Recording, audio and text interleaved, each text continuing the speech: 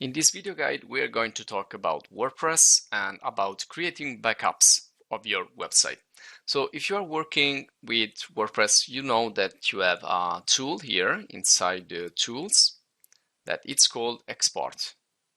Now this will let you export an XML file, which apparently should contain a lot of information, but not everything, because if we download here the export file and we check this export file in our download folder, we are going to notice that that file is going to be too small to include everything that is in your website. So you can use other plugins to create backups. If you go into plugins folder, you can see here you can add new, and you can search for many different types of backup plugins. So if I type here backup, I can, with one C, be careful on the spelling there you go. So you have many different types of services that will help you to create backups for your website. Now in this video, we're going to talk about the UpDraft tool. I already installed this, but you can install it in the same way that you install all the other plugins by clicking here, install now. And once you're finished, you can directly go into the plugins again. Well, this is one way you can do it, and you can also check if you have already installed it before or if you have other backup services installed. Now in my case, I have a couple here, but well, I can also delete some of these plugins when I don't need it anymore.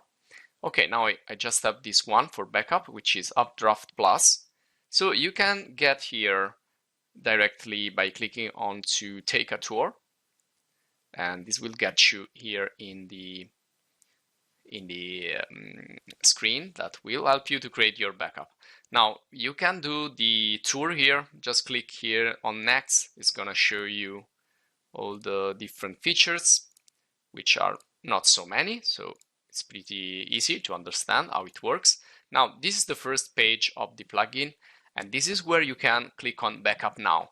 This is a manual backup that you can do anytime, so you just get here, click backup, and it's gonna create a backup for you like it's doing right now in this moment.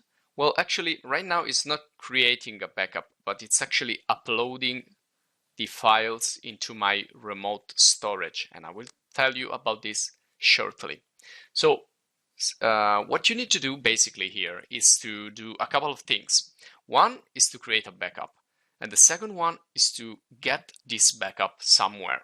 Now if you go here in the bottom part of this page, you can see here that I have a couple of backups, and then I have here one in Google Drive.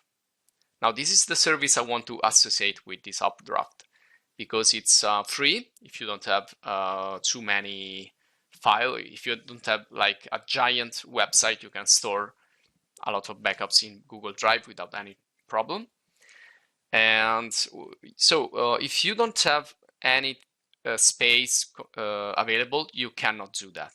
So for example here, if we click on the upload, it's gonna ask you where you want to get these files. So if you don't have at least one place you can store them, you cannot do this backup. So where to set my remote backup? You need to go here in the settings. Well, you also have other stuff here you might want to see and you want to explore, but the most important tabs are the first one and the settings.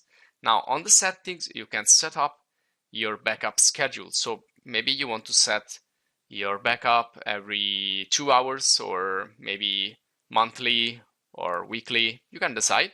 You can also decide how many backups you want to retain.